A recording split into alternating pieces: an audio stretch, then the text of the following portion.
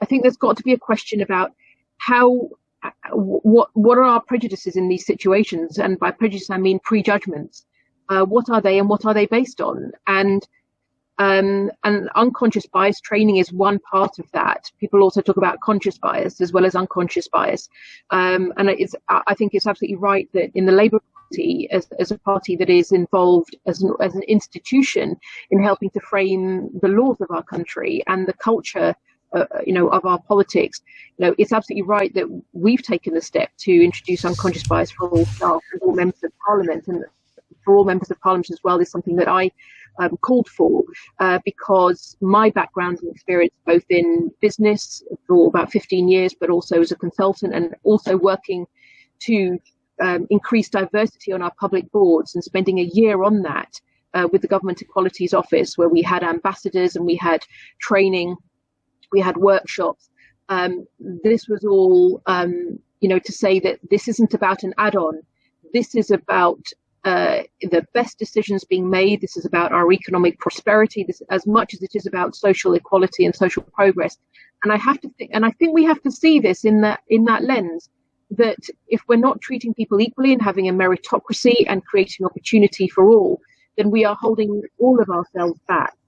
Over the last few years, we've seen that employers are sincere about making change, but the outcomes of what's put in place doesn't always work and can actually end up patronizing.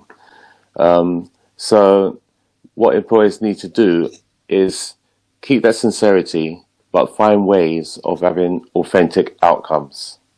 If anything, the last 4 months have taught all of us, whether it's an employee or employer and organization, that we can no longer stay silent, regardless of what the actual issue may be. So hopefully we can continue to have open and inclusive conversations with everyone within our network and continue to push forward for the future.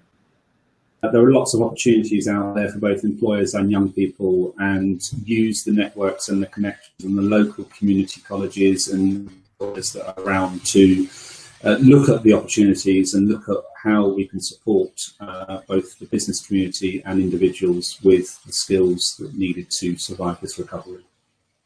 Well, I think, like everybody has said, this has been a kind of bit of an unprecedented time for everybody. And whether you're an organisation that is thinking of reskilling up your workforce and making sure that's inclusive, or unfortunately you're thinking of maybe releasing some of your workforce, I think it's important to be able to kind of make sure that you are taking everybody with you. And the only way you can do that is by measuring how people are feeling through that whole process.